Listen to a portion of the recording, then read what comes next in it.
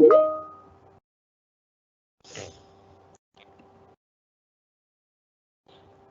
morning, good afternoon actually. Good afternoon, students.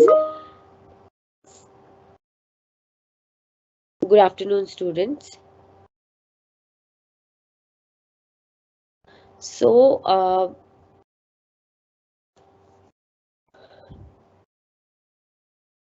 good afternoon. Welcome everyone in the class. Um, Kindly please comment in the question answer if any problem is there, if my voice is not clear or if screen is not visible to you. I'm sharing the presentation with you.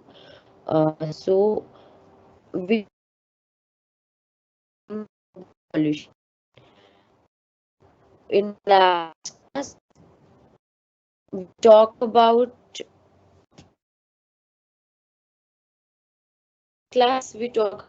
what is pollution, the definition of pollution, the cause of when we talk about the type of pollution, like what are the major type of pollution.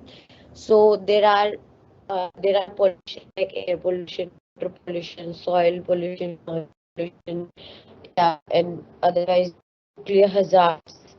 So we talk about the causes of these pollution. So we talk about the cause of air pollution, water pollution, and soil pollution. We talk about the effects of these pollutions.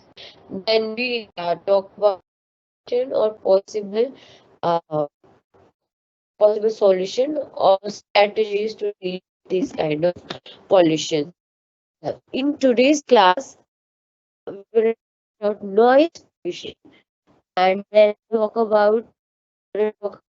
uh, the solid waste generation problem and management of this, which is waste is behind reason behind this war. Somehow when we burn the waste, it's also cause air pollution. We're going to talk about noise in today's class. Later on, we will talk about solid waste generation, the problems and the possible solution, and how we can do the management of solid waste. And then we're going to talk about cases about the pollution. So these cases in your study material that is provided by SOL. So I gonna shortly tell about these studies also in today's last session. Okay. Meanwhile, if you have any question, you can comment. You can put your question in the Q&A session. You can type your question there, question answer session. And in my class, then it's a class of English medium. So usually I will cover everything in English.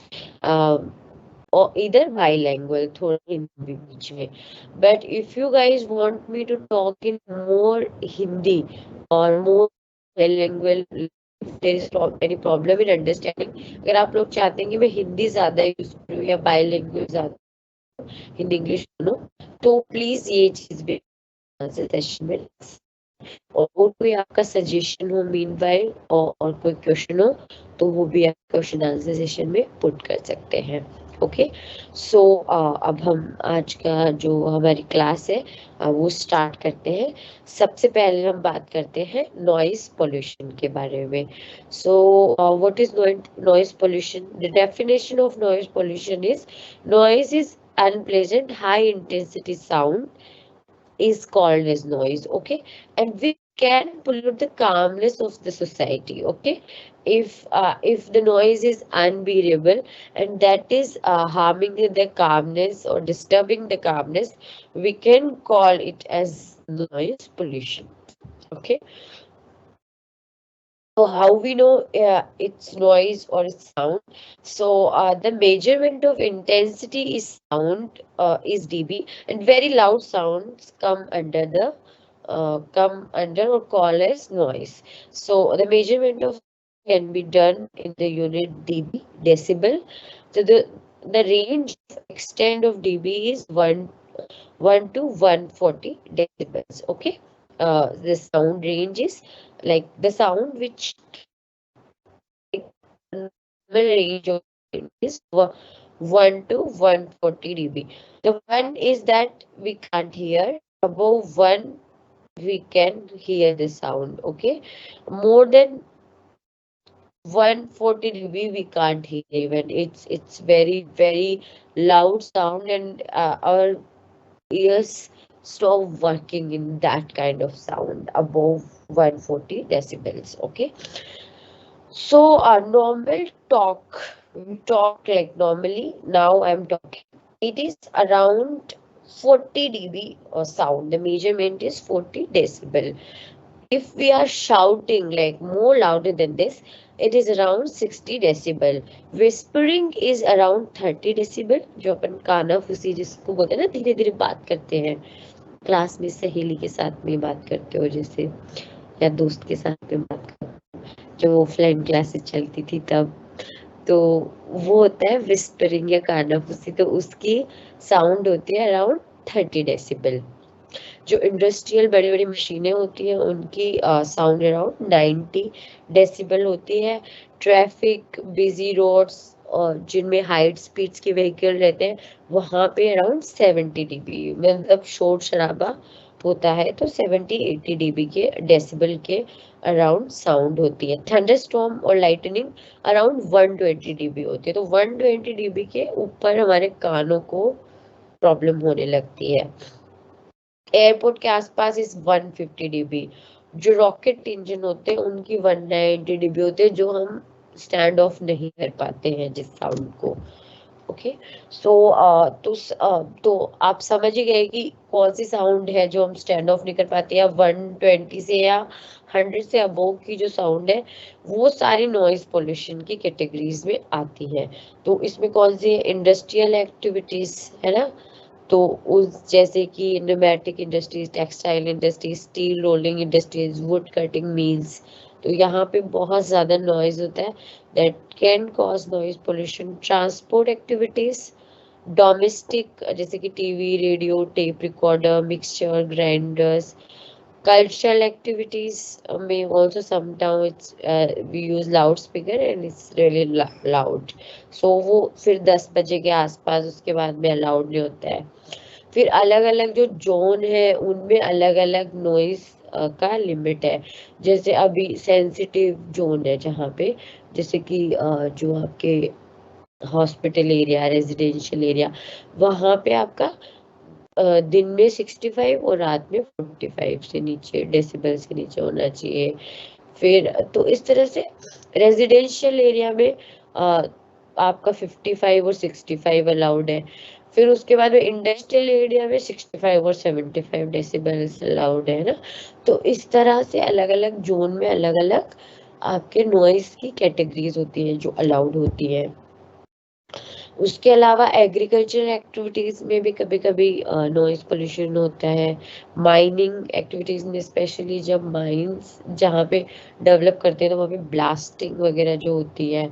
और उसके अलावा stone crushing, construction, earthquake, sometime landslides, और कई थोड़े बहुत natural sources भी हैं जैसे कि अर्थक्वेक, लैंडस्लाइड, ये सब, तो थंडरस्टॉर्म वगैरह। तो ये है, बट मेजरली इंडस्ट्री से, व्हीकल से उस तरह का नॉइज। और अगर वहाँ पे हम लगातार रहते हैं तो उससे कई हार्मफुल इम्पैक्ट्स हो सकते हैं। तो वो हार्मफुल इफेक्ट या इम्पैक्ट्स क्या क्या है, one second, I am just checking out your this question answer section. अगर किसी ने कोई कमेंट किया है तो no, there is no suggestion or no comment in the question answer section. आपका QA सेशन वहाँ पे दिख रहा होगा ना आपको, Q&A। If you want to write something, अगर मैं धीरे पढ़ा रही हूँ, तेज पढ़ा रही हूँ, नहीं समझ में आ रहा है, आप मेरी स्पीड चाहते हो कि धीरे हो या तेज हो, या लैंग्वेज इंग्लिश ज़्यादा यूज़ करनी, हिंदी ज़्यादा यूज़ करनी, वट एवर आप लोगों को लिखना हो, you can write in question answer, है ना।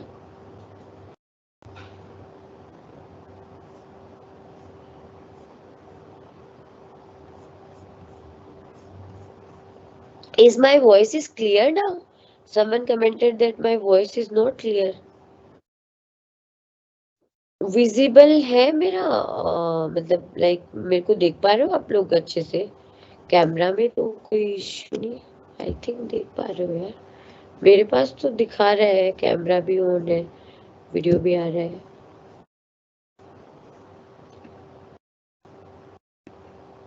प्लीज एक बार दोबारा बता दीजिए अगर मेरी वॉइस नहीं क्लियर है या आपको दिखाई ठीक से नहीं दे रहा है तो please.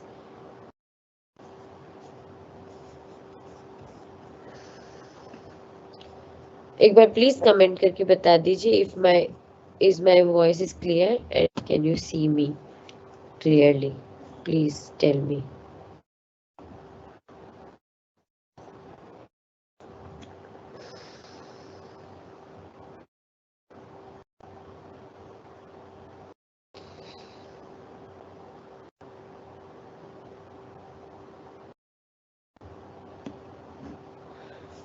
I am waiting for your this answer. Is my voice clear? Voice is clear, voice is clear, okay okay. तो जिन्होंने लिखा है कि वॉइस क्लियर नहीं है, प्लीज वो अपना नेटवर्क अपना एंड से चेक कर ले, मेरे एंड से प्रॉब्लम नहीं है। Voice is clear I hope. अगर आपको वॉइस धीरे सुनाई दे रही है तो आप बताइए, मैं थोड़ा फास्ट बोल सकती हूँ या ईयरफोन लगा सकती हूँ, बट मुझे लगता है इट्स फाइन। अगर गूंज रही है तो I can also use earphone, है ना। अगर कोई दिक्कत है तो प्लीज कमेंट करके बता दीजिए। You are giving your best, okay, voice is clear, voice is clear. एक बंदे का है कि voice is not clear. Okay, voice is clear ना, क्लियर इनफ, और शुड आई यूज हेडफोन? ऐसे गूंजने की दिक्कत तो नहीं है ना? ओके, चलो fine, yes yes, all good, okay fine. So okay, so we are talking about what is noise pollution. So अपन ने बात की कि अगर नॉइज पोल्यूशन ज्यादा होता है, अगर लगातार हम ऐसे एरिया में रहते हैं जहाँ पे कि लगातार लाउड साउंड्स या नॉइज आती है, और above 80 dB, above 100 dB decibel अगर वहाँ पे नॉइज रहता है, तो there can be harmful impact या effects of that. So what are these harmful impact, क्या क्या उसके बुरे प्रभाव हो सकते हैं? So it can cause some temporary problems, and if we are continuously living in that kind of environment, it can cause some permanent impacts also. Okay, so what can be these impacts? इसमें कई तरह के physical impacts हो सकते हैं, psychological हो सकते हैं, और फिजियोलॉजिकल हो सकते हैं, ठीक है। तो क्या क्या हो सकते हैं? फिजिकल में तो आपका टेम्परेरी हियरिंग प्रॉब्लम हो सकती है, कभी कभी परमानेंट हियरिंग प्रॉब्लम भी हो सकती है ना। और जो हमारे कान के अंदर टेम्पेनिक जो मेम्ब्रेन होती है, वो भी डैमेज हो सकती है, कान के पर्दे जिसे हम बोलते हैं, ठीक है। उसके अलावा साइकोलॉजिकल में क्या क्या, फिजियोलॉजिकल में आपके क्या क्या, हेडेक हो सकता है, हार्ट में पेन हो सकता है, रिडक्शन इन विजन भी हो सकता है, राइज इन ब्लड प्रेशर और loss of memory, and hearing empire hearing imperfection, sometime it is permanent deafness, मतलब इंसान परमानेंटली बहरा हो जाता है।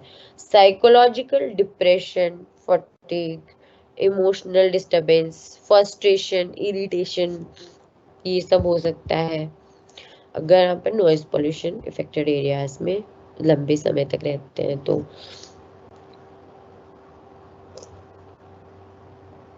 उसके अलावा now we gonna talk about prevention and control of noise pollution, कि किस तरह से हम नॉइज पोल्यूशन को प्रिवेंट कर सकते हैं या उसका कंट्रोल कर सकते हैं। एक तो जो ईयर पफ्स है, ईयर मग्स यूज किए जा सकते हैं, नॉइस हेलमेट, हेडफोन्स यूज किए जा सकते हैं, बट ये सब तो थोड़े समय के लिए अगर हम ऐसे एरिया में जाएं तो। लेकिन बेसिकली तो रेजिडेंशियल एरिया या इस तरह के एरियाज हैं, इंडस्ट्री के आसपास के रेजिडेंशियल एरियाज हैं, तो वहां तो नॉइस पोल्यूशन को कंट्रोल सोर्स पे ही कंट्रोल करना जरूरी है। और जो हैवी व्हीकल्स हैं वो अलाउड नहीं होने चाहिए, जहाँ पे लोग ज्यादा रहते हैं वहां पे, या नैरो स्ट्रीट्स पे हैवी ट्रैफिक नहीं होना चाहिए। Use of air pressure horn should be prohibited, है ना। Law regarding noise pollution must be followed, क्योंकि जैसे आपके हॉस्पिटल, जो हॉस्पिटल है, स्कूल है, उनको हम साइलेंट जोन में रखते हैं, तो ऐसे एरियाज में ही बनने चाहिए। और वहाँ पे जो रूल्स है कि इतना लेवल नॉइज का, इससे ज्यादा साउंड का लेवल बढ़ना नहीं चाहिए, तो वो फॉलो होना चाहिए, ठीक है। सोशल अवेयरनेस प्रोग्राम हो सकते हैं। फिर ट्रीज जो आपके होते हैं वो एक तरह से नॉइस रिडक्शन का या बैरियर का काम करते हैं। तो वुडन गेट हम यूज करते हैं तो भी आवाज कम आती है। फिर हम आगे प्लांटेशन होता है अगर घर के या रोड्स के साइड में, तो आपका नॉइस कम आती है, ठीक है। फिर आपकी बिल्डिंग्स भी जो है वो इस तरह से डिजाइन की जा सकती हैं कि उसमें नॉइज अब्जॉर्बिंग मटेरियल हो, है ना, साउंड प्रूफ डोर्स हो, ठीक है। Factories and industries should be located far from the residential areas, it's really required, ठीक है। अब हम बात करते हैं एक इम्पॉर्टेंट टॉपिक के बारे में, दैट इज वेस्ट जनरेशन, इसके इम्पैक्ट और इसका मैनेजमेंट किस तरह से किया जा सकता है। So first of all, what is waste. आप लोगों का अगर बीच में, अगर if you have any query और एनी सजेशन, आप लोग क्वेश्चन आंसर सेशन में साथ साथ में पुट कर सकते हैं। कोई क्वेश्चन बीच में भी आता है, आप कर सकते हैं, ठीक है। लेकिन मैं एंड में सारे क्वेश्चन एक साथ आंसर कर दूंगी, है ना। अपन 10 मिनट्स रखेंगे क्वेश्चन आंसर करने के लिए, है ना। तो आप जो भी क्वेश्चन है आप उसको अभी, आप मतलब क्वेश्चन आंसर सेशन में लिख सकते हैं उसको। QA live event Q&A section जो है उसमें आप टाइप कर सकते हैं। मैं लास्ट में 10 मिनट अपन सारे क्वेश्चंस को एड्रेस करेंगे, और कोई आपका सजेशन है तो वो भी आप लोग बता सकते हो, ठीक है। सो वेस्ट जनरेशन, वेस्ट का इम्पैक्ट और इसका किस तरह से मैनेजमेंट किया जा सकता है। So first of all, what is waste. Waste is a material or substances or its byproduct that is not found useful after completion of its process and use। मतलब जो लास्ट में जो बचता है, जिसका कोई इस्तेमाल नहीं हो सकता, है ना, that is not useful after completion of a process, it called as waste, है ना। The source is waste generation can be residential, can be industrial, commercial और द एग्रीकल्चरल एक्टिविटीज।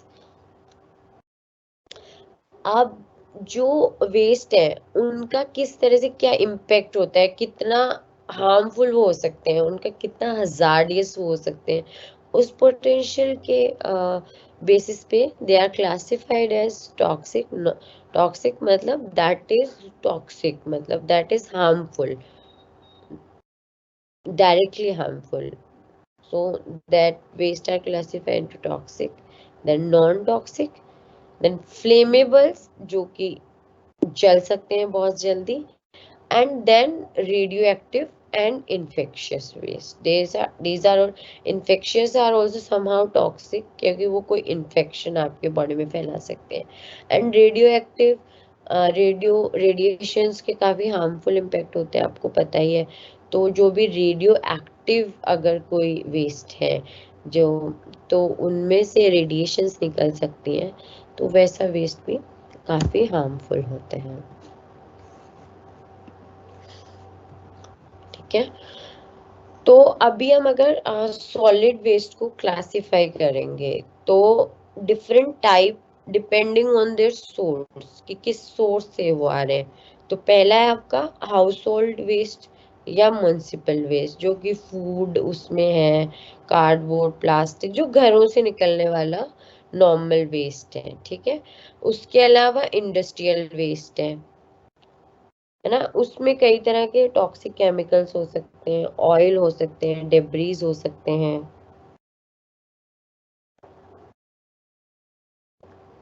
उसके बाद में है बायोमेडिकल वेस्ट, जो कि हॉस्पिटल से निकलते हैं।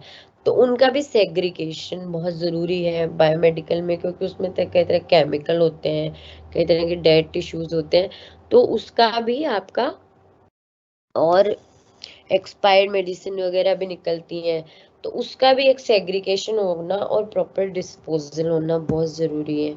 फिर उसके बाद आपका एग्रीकल्चर जो वेस्ट है ना, इसमें पेस्टिसाइड, क्रॉप्स के जो रेजिड्यूज हैं, water coming from their field, है ना, टॉक्सिक केमिकल उनके अंदर वाटर में सॉल्युबल होके हो सकते हैं।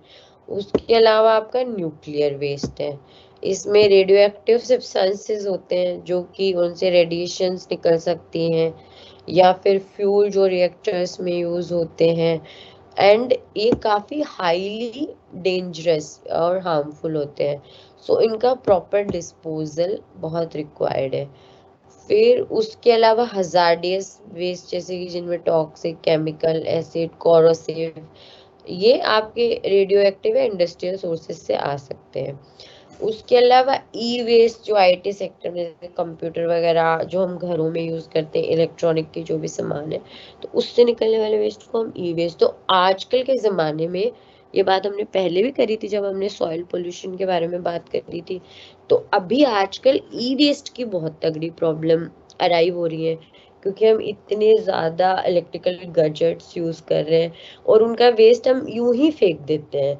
जबकि इवन बहुत सारी कंट्रीज में ये चीज़ अलाउड भी नहीं है, कि हम घरों से निकला तो अगर पुराना फोन भी हम डस्टबिन में ही डाल देंगे, तो दैट इज नॉट अलाउड। उसमें बैटरीज होती हैं और उनके अलग तरह के हार्मफुल इम्पैक्ट्स होते हैं, ठीक है। अब हम बात करते हैं इंडिया में वेस्ट जनरेशन की, कौन सा वेस्ट है। लगभग इंडिया में 55 million tons of multiple solid waste निकलता है हर साल, ठीक है। ये कुछ डेटा है कि पर कैपिटा इतना ग्राम वेस्ट पर डे निकलता है, ठीक है।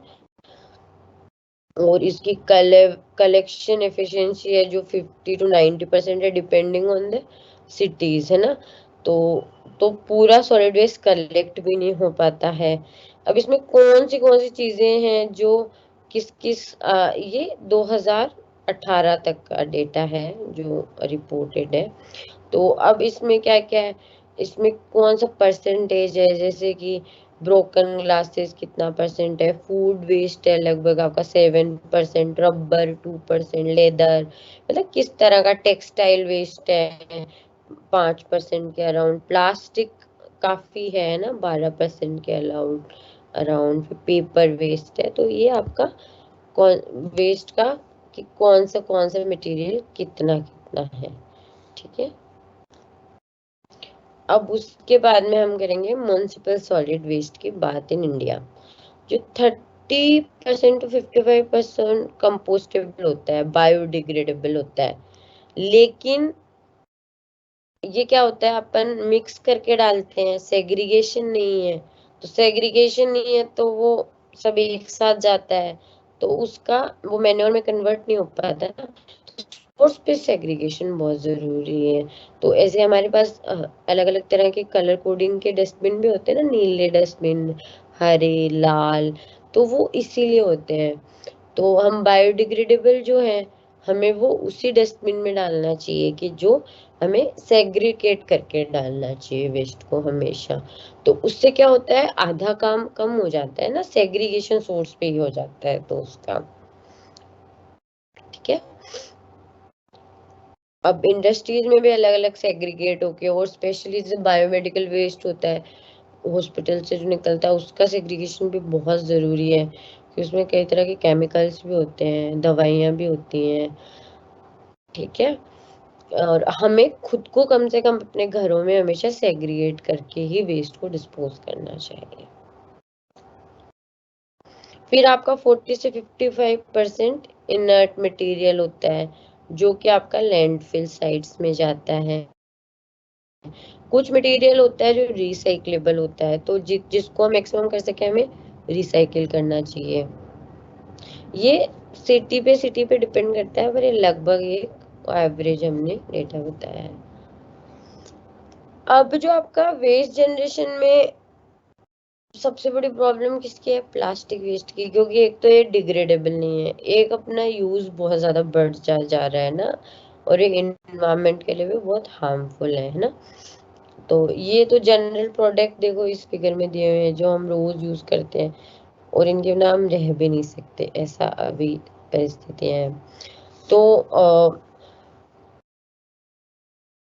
ये बहुत रेजिडेंट परसिस्टेंट वेस्ट होता है। प्लास्टिक जो वेस्ट है ये बायोडिग्रेड नहीं होता है, डिग्रेडेशन नहीं होता है इसका, तो इसलिए ये बहुत लंबे समय तक इन्वायरमेंट में रहता है। That is very harmful again.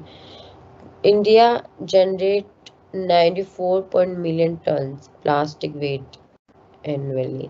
ये आपकी सीपीसीबी की 2018 की रिपोर्ट के अकॉर्डिंग। उसमें से आधा, लगभग 50, like around 50% is single use plastic. तो उसको एक बार यूज किया और थ्रो कर दिया, तो उसकी वजह से बहुत ज्यादा वेस्ट फिर जनरेट होता है। आजकल हम ऑनलाइन खाना वाना भी ऑर्डर करते हैं, तो उसकी पैकेजिंग में भी कितना वेस्ट जनरेट होता है, और भी मतलब बहुत सी चीजों में। बट हम आप लोगों के लिए एक ये छोटी सी एक्सरसाइज है कि आप अपनी एक लिस्ट बनाइए घर पे, और उसमें लिखिए कि आप जो जो प्लास्टिक के यूज के सामान यूज करते हैं रोज रोज, ठीक है। तो इस तरफ आपने ऐसे कॉलम बनाया, आइटम नेम, उसके नीचे 1 2 3 4 5 जितना भी 10 सामान लिखिए जो रोज यूज होते हैं लगभग। तो वो उनका नाम लिखो। इधर आप लिखो रिप्लेसेबल और नॉट, है ना, ठीक है।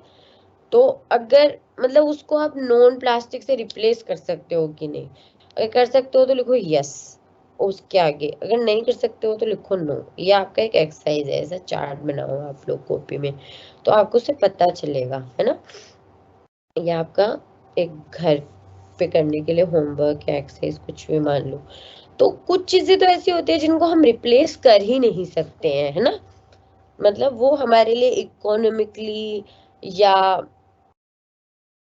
फैसिलिटी वाइज पॉसिबल ही नहीं है ना। कुछ चीजें हैं जिनको हम रिप्लेस कर सकते हैं, थोड़ी सी परेशानी होगी। कुछ चीजें हैं जिनको हम आसानी से रिप्लेस कर सकते हैं, है ना। तो जैसे कि पेन है, पेन, तो पेन ज्यादातर हम प्लास्टिक का यूज करेंगे क्योंकि अवेलेबल भी वही है ना। फिर स्टील का तो बहुत महंगा आएगा, है ना, उसमें ये चीज है। लेकिन वाटर बॉटल है वो तो हम स्टील की यूज कर सकते हैं क्योंकि परमानेंटली हमें चाहिए, तो हम बार बार यूज करते हैं, तो उसको प्लास्टिक को रिप्लेस किया जा सकता है। बैग है, बैग, कैरी बैग, हम घर से थैला ले जा सकते हैं, तो वो तो आराम से रिप्लेस किया जा सकता है ना। कुछ चीजें हैं जो कि रिप्लेस नहीं हो सकती प्लास्टिक की बजाय दूसरी चीजों में, हमारे लिए फिजिबल नहीं है। तो आप इस तरह की एक लिस्ट बनाइए, ठीक है।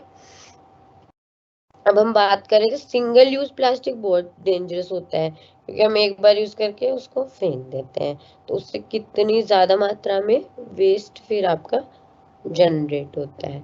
और जैसे हम खाने पीने का जो प्लास्टिक में अगर गर्म चीज डालते हैं ना, तो उससे क्या होता है, माइक्रो प्लास्टिक्स छूट जाते हैं खाने के सामान में, तो दैट इज अगेन कार्सिनोजेनिक, उससे कैंसर हो सकता है। एम्स की स्टडी है, और आजकल तभी इतने ज्यादा ब्लड कैंसर, उस सबके कैंसर, अलग अलग तरह के कैंसर के केसेस आते हैं, तो that is the main reason behind it. तो आप लोगों को ये भी ध्यान रखना है, जैसे हम बाहर अगर कहीं पे गरम कोई पी रहे हैं कुछ चाय वाय, तो कभी भी प्लास्टिक के उसमें ना पिए, और खाना भी पैक कराएं तो प्लास्टिक को अवॉइड करें क्योंकि वो गर्म होता है, तो उससे भी आपको नुकसान हो सकता है। इवन बैन भी हो गया है कई जगहों पे कि भाई आजकल गर्म आपको कुछ देना है तो आपको पेपर के ग्लास ही यूज करने पड़ेंगे। सिंगल यूज प्लास्टिक बैन भी है, लेकिन फिर भी मार्केट में चल रहा है अभी भी। सो प्लास्टिक कैन नॉट भी डिकम्पोज नहीं होता है, ये परसिस्टेंट होता है, बहुत लंबे समय तक इन्वायरमेंट में रहता है। इसका बहुत स्लो ब्रेक डाउन होता है ना, माइक्रो प्लास्टिक में, जो कि अगेन थाउजेंड्स ऑफ ईयर तक इन्वायरमेंट में रहता ही है। तो प्लास्टिक जो आपके सॉलिड वेस्ट मैनेजमेंट रूल है 1989, उसमें आपके मॉडिफिकेशन अमेंडमेंट से बाद में आपका वेस्ट, प्लास्टिक वेस्ट के लिए स्पेशली 2018 में रूल निकाले गए हैं ना।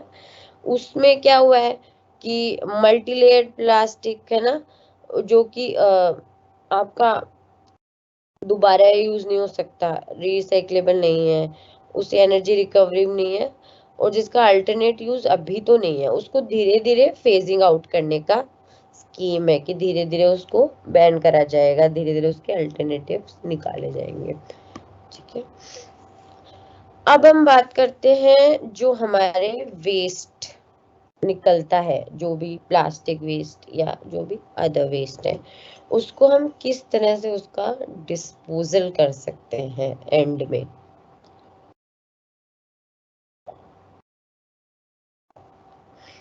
तो डिस्पोजल हमें किस तरह से करना है?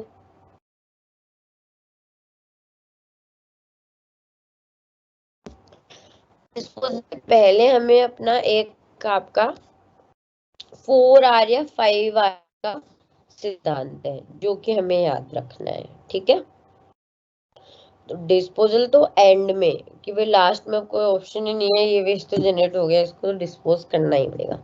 उससे पहले, सबसे पहले हमारा जो 5 आवर्स है, सबसे पहले रिड्यूस, या कम से कम इस्तेमाल करो। ठीक है, यूज ही रिड्यूस, है ना, वेस्ट कम से कम जनरेट हो, इस तरह की चीजें यूज करो। फिर उसके बाद में जो चीज दोबारा यूज हो सकती है उसको बार बार यूज करो। उसके बाद में आप रिसाइकिल करो, अगर कोई चीज रिसाइकिल हो सकती है तो।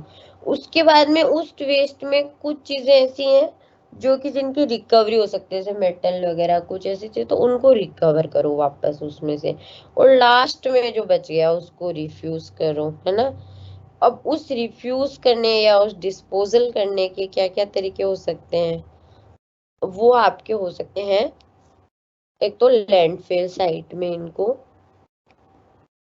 बरो कर दिया जाता है। ठीक है, उसके अलावा इनकी बर्निंग किया जाती है, जिसको हम इंसिनरेशन कहते हैं, जिससे कि वॉल्यूम रिड्यूस हो जाती है, ज्यादातर बर्न हो जाता है ना। पर इससे प्रॉब्लम ये होती है कि ये एयर पोल्यूशन होता है कभी कभी।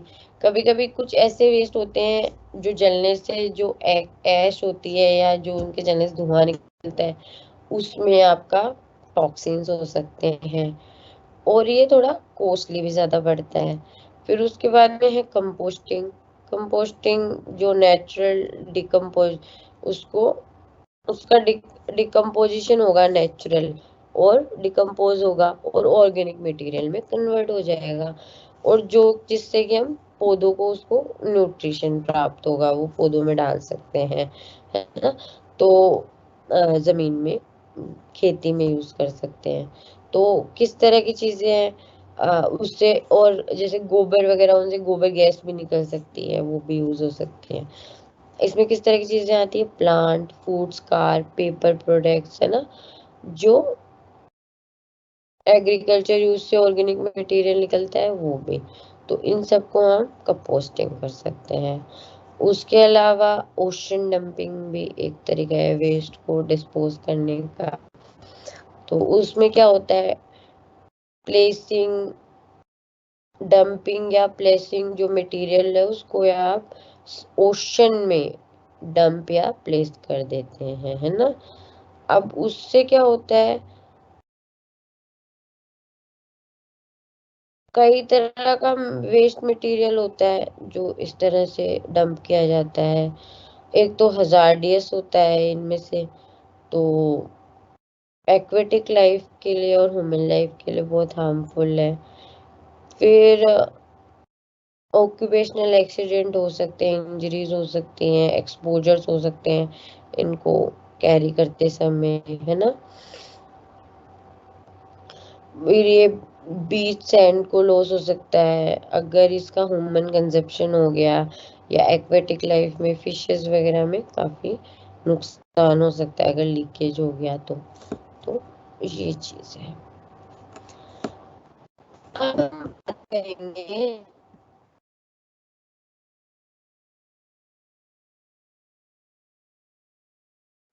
जो केस स्टडीज के बारे में। ठीक है, क्वेश्चन नहीं पूछते हो यार आप लोग बिल्कुल भी। कोई जिज्ञासा नहीं है क्या आपके मन में? Ask questions, it's good. कुछ भी समझ में नहीं आ रहा आप पूछ सकते हो, कोई सजेशन है तो वो भी दे सकते हो, है ना। मैं लास्ट में सारे क्वेश्चंस आंसर करूंगी, but you can ask anything. ठीक है, तो अब हम बात करते हैं ये जो कुछ केस स्टडीज आपकी स्टडी मटेरियल में डिटेल में दी हुई है, इनके बारे में थोड़ा हल्का फुल्का एक हम बात कर लेते हैं, जो इम्पोर्टेंट पोल्यूशन के कोई इवेंट्स वगैरह हुए हैं। उसके अलावा पोल्यूशन रोकने के लिए भी, जैसे आपका स्वच्छ भारत अभियान वगैरह भी है, लेकिन उसके बारे में मैंने ज्यादा अभी नहीं लिखा है, क्योंकि हम नेक्स्ट यूनिट में पढ़ेंगे उसको, जब हम इन्वायरमेंटल इश्यूज के बारे में बात करेंगे। ठीक है, फिर हम ह्यूमन और इन्वायरमेंट के जो बात करेंगे 7 यूनिट में, उसमें भी हम ये चीज़ों के बारे में थोड़ा और डिटेल में जान पाएंगे। ठीक है, तो अब आपके पोल्यूशन से रिलेटेड क्या क्या इवेंट्स हैं? एक तो भोपाल गैस डिजास्टर, ये सबसे बड़ा आज तक का इंडस्ट्रियल डिजास्टर है, और इसमें मतलब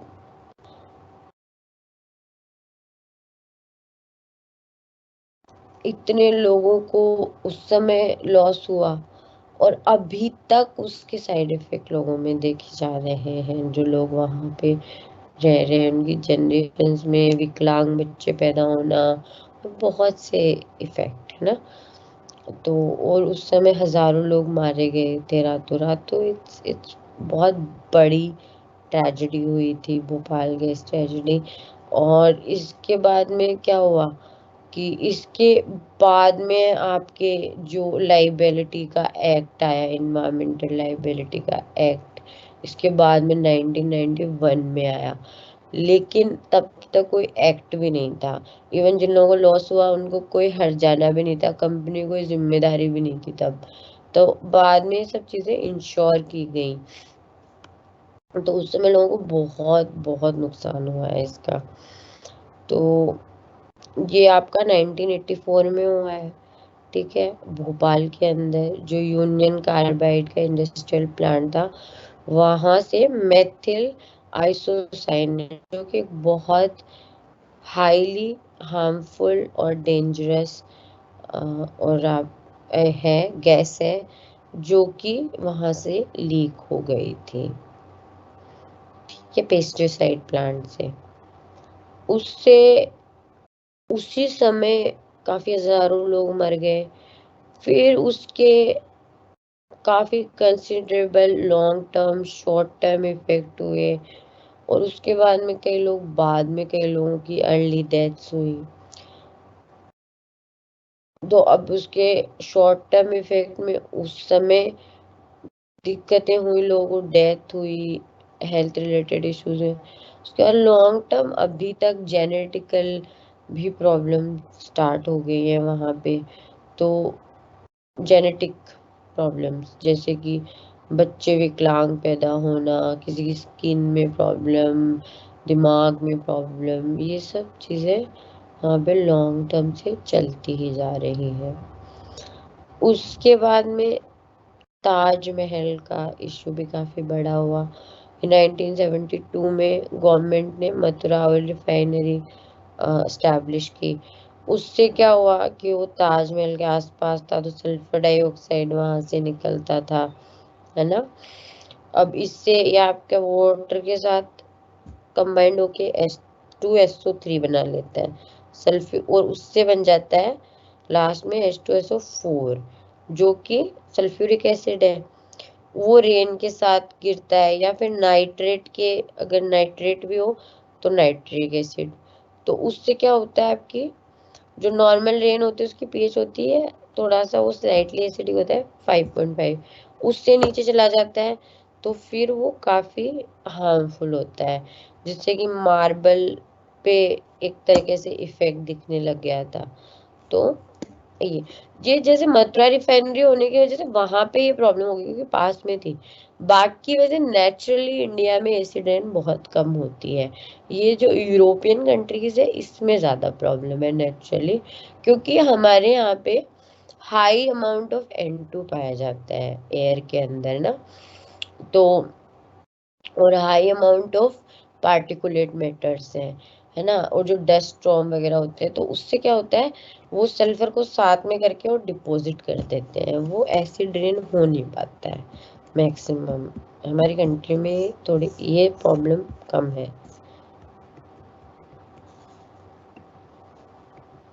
उसके बाद में आपका गंगा पोल्यूशन की हम बात करते हैं। गंगा का पोल्यूशन है, यमुना का पोल्यूशन है, ये भी काफी बड़ी प्रॉब्लम्स है। और इनको, क्योंकि गंगा एक इतनी लंबी रिवर है, इतनी सिटीज को ये मतलब कवर करती है, बहुत ज्यादा इकोनॉमिक इंडस्ट्रीज इस पे बेस्ड है गंगा के आसपास, एग्रीकल्चर एक्टिविटीज। फिर गंगा का एक होली रिवर, इसको मदर मानते हैं, इसका एक कल्चरल भी अपने यहाँ पे सिग्निफिकेंट है।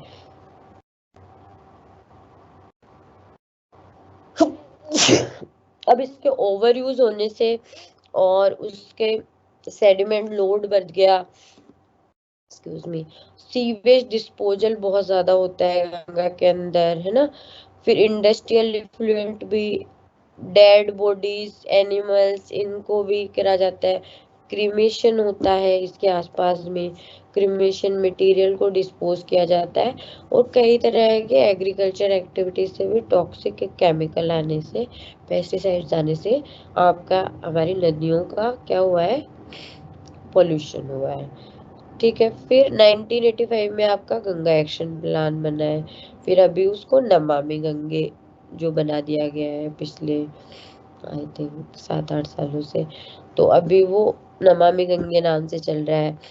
तो इसमें गंगा पोल्यूशन को हेल्प करने में, कम करने में, पहले तो पोल्यूशन को आइडेंटिफाई करना कि कितना है, किस तरह से उसके प्रोजेक्ट्स चलाना, कि किस तरह से इसको क्लीन किया जा सकता है। तो इसमें गवर्नमेंट ऑफ नीदरलैंड और जापान का भी प्रोजेक्ट शामिल है। ठीक है। यमुना एक्शन प्लान बनाया गया फिर 1993 में गंगा के साथ में, क्योंकि यमुना का पोल्यूशन भी बहुत ज्यादा है और यमुना वैसे गंगा की ट्रिब्यूटरी है। तो अब यमुना रिवर में क्या है आपका, इसमें भी बहुत सारी सिटीज है, जिसमें से दिल्ली सिटी बहुत ज्यादा पॉपुलेटेड है। यहाँ पे बहुत ज्यादा आपका इंडस्ट्रीज वगैरह है, तो दिल्ली के बाद में तो यमुना एकदम नाले की तरह कन्वर्ट हो जाती है। तो इसको कम करने के लिए कि पब्लिक टॉयलेट बनाए जाए, एजुकेशन एक्टिविटीज, इंडस्ट्रीज को किस तरह से उन पे रेगुलेशन लाया जाए, इन्वायरमेंट और हाइजीन, इसके लिए भी आपका यमुना एक्शन प्लान बनाया गया, जो भी गवर्नमेंट ऑफ जापान के द्वारा गवर्नमेंट ऑफ इंडिया के साथ में फंडेड था। ठीक है। ये तो हो गई बात आज की क्लास की। ओके। हम्म। ये आप लोग ना स्क्रीनशॉट ले सकते हो। ये मेरा मेल आईडी है, ठीक है। ये नीचे वाला जो है ना, कुंदन देवल @gmail, वो पर्सनल है, ऊपर वाला ऑफिशियल है।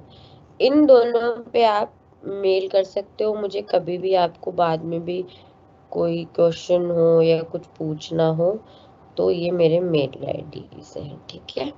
आप इन पे मुझे मेल कर सकते हो, आप स्क्रीनशॉट ले सकते हो। मैं आपको मैंने स्लाइड्स में वन नोट पे डाल दूंगी। आज की क्लास में मैंने लिंक कॉपी नहीं किया है, वैसे मैंने डाला हुआ है।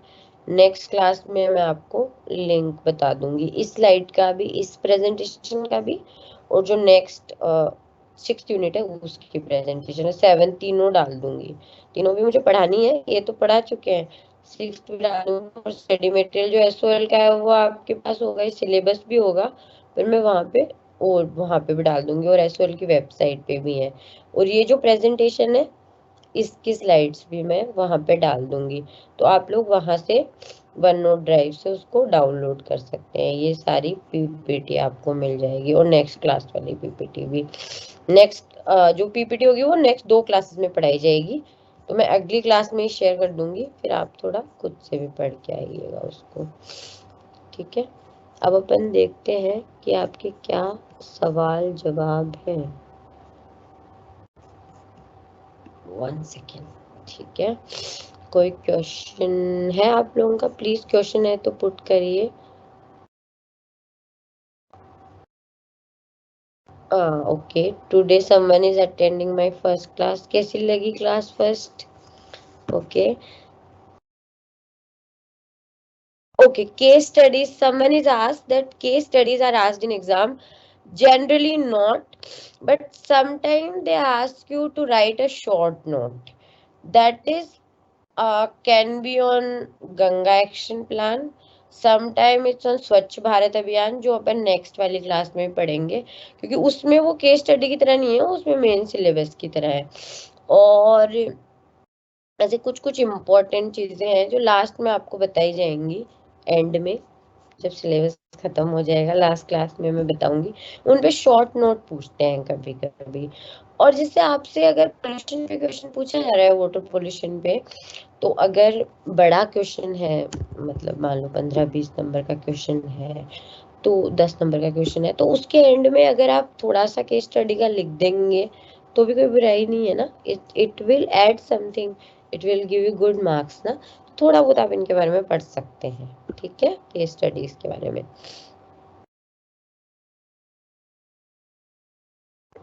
एग्जाम में केस स्टडीज वैसे जनरली नहीं आती है, बट शॉर्ट नोट कभी कभी पूछ लेते हैं, है ना, तो थोड़ा बहुत आप लोग ध्यान दे सकते हैं।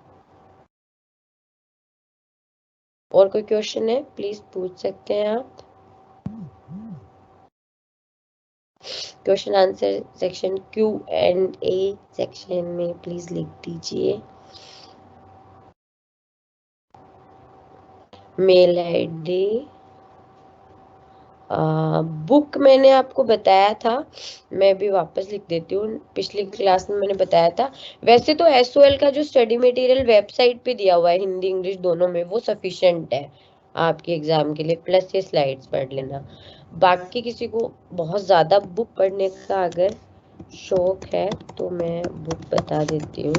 बुक पढ़ना इज गुड थिंग वैसे, अगर आपको इन डेप्थ अच्छे से पढ़ना है तो। इन्वायरमेंटल स्टडीज करके बुक आती है इरेक भरूचा की, ठीक है,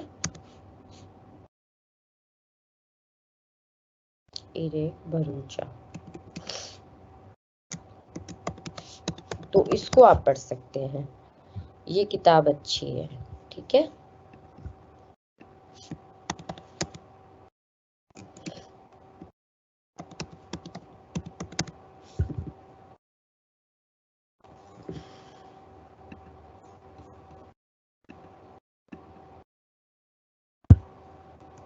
ये हिंदी में है पर्यावरण अध्ययन करके, और इंग्लिश में एनवायरमेंटल स्टडीज बाय इरेक भरूचा, है ना।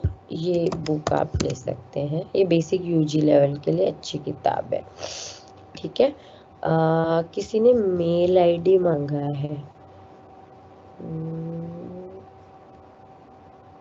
मेल आईडी आप स्क्रीनशॉट ले लो। ये मेल आईडी विजिबल तो है लास्ट थैंक यू के नीचे, मैं लिख भी देती हूँ यहाँ पे। मेरा मेल आईडी है kundan@gmail.com, ठीक है। इस मेल आईडी पे you can contact me, you can ask any question, any queries, anything, ठीक है। My mail ID, okay. और कोई बात? कोई और क्वेश्चन?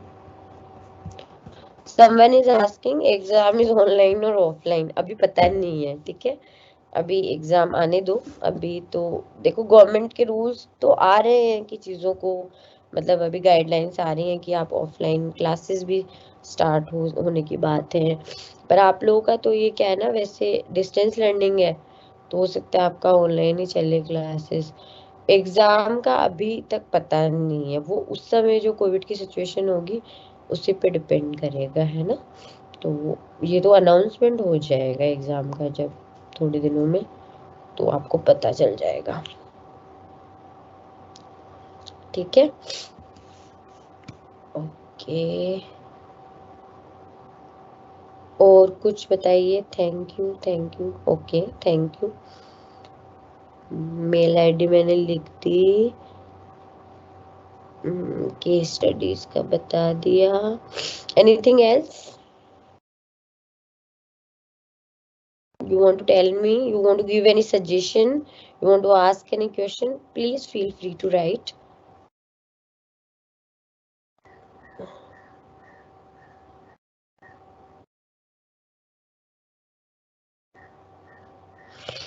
कोई स्टूडेंट पूछ रहा है कि उन्होंने मेरी पहली क्लास ली है, पुरानी वीडियोस कैसे देखें। ये लोग वीडियो रिकॉर्ड तो करते हैं, आई डोंट नो ये अपलोड कहाँ पे करते हैं, मैं पता करके और नेक्स्ट क्लास में लिंक बता दूंगी, ठीक है। उसके अलावा ये प्रेजेंटेशन में पूरी दूंगी, जो मैंने पीछे की क्लास में पढ़ाई है अभी भी पढ़ाई है, तो वो नेक्स्ट क्लास में मैं आपको प्रेजेंटेशन कहाँ से डाउनलोड करनी है उसका लिंक दे दूंगी, तो आप प्रेजेंटेशन डाउनलोड कर लीजिएगा, तीनों क्लासेस का कवर हो जाएगा, ठीक है।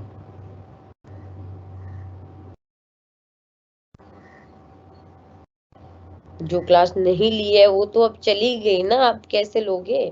समवन इज आस्किंग, जो क्लास नहीं ली है वो कैसे ले सकते हैं? उसकी प्रेजेंटेशन मैं आपको दे दूंगी। और नेक्स्ट अब 4 क्लास और होंगी मेरी, 2 उसमें हम 6th यूनिट पढ़ाएंगे और 2 में 7th यूनिट पढ़ा रहेंगे, तो इसलिए इसको आप मतलब क्लास उस समय आप वो कर, तो उस समय आप क्लास लो सारी, और प्रेजेंटेशन मैं आपको सेव कर दूंगी। ये प्रीवियस लेक्चर्स वाला ना कहाँ से लोड होता है, देखो मुझे थोड़ा सा अभी मालूम नहीं है, मैं सच बताऊं तो मैं टेक्निकल टीम में किसी से पूछ के आपको नेक्स्ट क्लास में पक्का बता दूंगी कि अगर पहले के अगर रिकॉर्ड हुए हुए वीडियोस आप देख सकते हो कि नहीं, वो ऑप्शन कहाँ पे आता है मैं आपको बता दूंगी, ठीक है, प्रीवियस लेक्चर्स का। और हाँ, प्रेजेंटेशन मैं सबके साथ में शेयर कर ही दूंगी डेफिनेटली। उसके अलावा और कोई क्वेश्चन?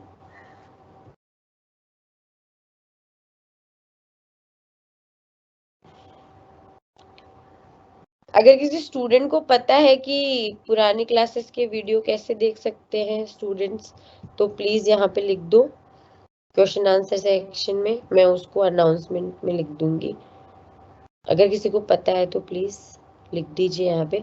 मुझे नहीं पता है क्योंकि मेरे को अलग तरीके से दिखता है ना, को तो प्रेजेंटर दिखता है, आप लोगों को एज ए रिसीवर दिखता है, तो वो चीज आप लोग बता सकते हैं ना कि आप लोग बता सकते हैं ना ये चीज कि कहाँ से देखते हैं पुराने वीडियोस, किसी स्टूडेंट को पता है तो इसमें लिख दीजिए, वरना मैं टेक्निकल टीम से पूछ के बता दूंगी पुराने वीडियोस कैसे देख सकते हैं। Anyone knows? किसी स्टूडेंट को पता है पुराने वीडियो कैसे देख सकते हैं, रिकॉर्डेड जो होते हैं पुराने क्लासेस के, किसी स्टूडेंट को देखने हो तो कहाँ पे आता है ऑप्शन, पता है ऑप्शन है कि नहीं? आई एम नॉट श्योर, मैं आपको टेक्निकल टीम से पूछ के नेक्स्ट क्लास में बता दूंगी। चलो, thank you everyone, thank you so much, have a great day ahead, अच्छे से पढ़ो एंड हेल्दी रहो, हैप्पी रहो। चलो, thank you, we are just binding up today session, thank you.